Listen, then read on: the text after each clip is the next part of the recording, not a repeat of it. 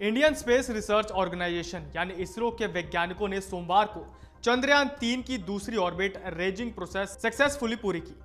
अब spacecraft 41,603 kilometre by 226 kilometre orbit में है। इसका मतलब है कि चंद्रयान 3 अब ऐसी अंडाकार कक्षा में घूम रहा है जो पृथ्वी से सबसे करीब 226 किलोमीटर और सबसे दूर 41,603 किलोमीटर है।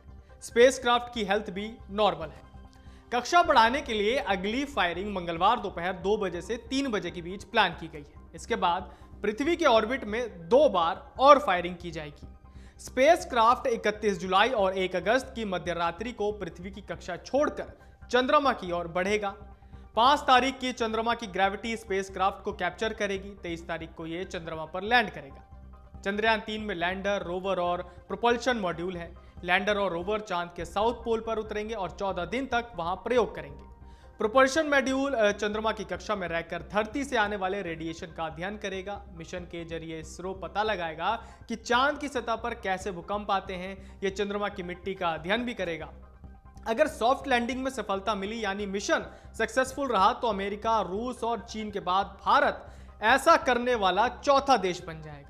अमेरिका और रूस दोनों के चंद्रमा पर सफलतापूर्वक उतरने से पहले कई स्पेसक्राफ्ट क्रैश हुए थे। चीन 2013 में चांगई 3 मिशन के साथ अपने पहले प्रयास में सफल होने वाला एकमात्र देश है। इसरो के एक्स साइंटिस्ट मनीष पुरोहित कहते हैं कि इस मिशन के जरिए भारत दुनिया को बताना चाहता है कि उसके पास चांद पर सॉफ्ट लैंडिंग करने और रोवर को वहां चलाने की काबिलियत है। इससे दुनिया का भारत पर भरोसा बढ़ेगा जो कॉमर्शियल बिजनेस बढ़ाने में मदद करेगा। भारत ने अपने heavy lift launch vehicle LVM-3 M4 से चंद्रयान को लॉन्च किया। इस व्हीकल की काबिलियत भारत पहले ही दुनिया को दिखा चुका है।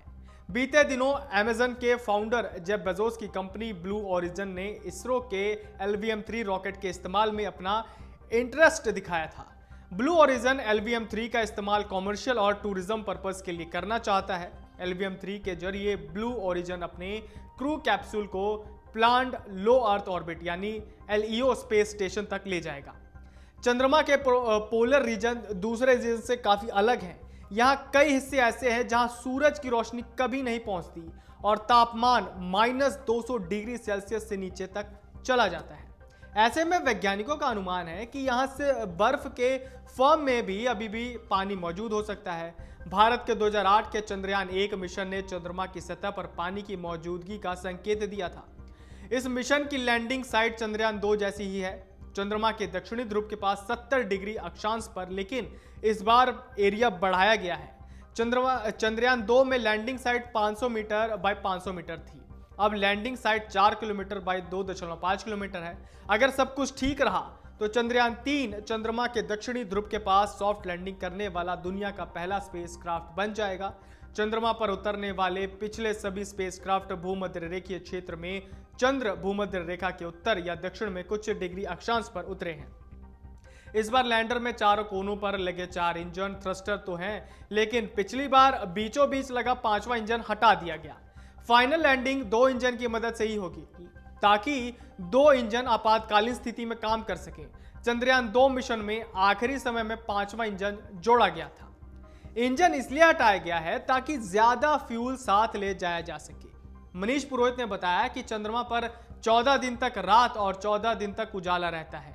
जब यहां रात होती है तो तापमान -100 डिग्री सेल्सियस से भी कम हो जाता है। चंद्रयान के लैंडर और रोवर अपने सोलर पैनल से पावर जनरेशन करेंगे, इसलिए वो 14 दिन तो पावर जनरेट कर लेंगे, लेकिन रात होने पर पावर जनरेशन प्रोसेस रुक जाएगी। पावर जनरेशन नहीं होगा तो इलेक्ट्रॉनिक्स भयंकर ठंड को झेल नहीं पाएंगे और खराब हो जाएंगे।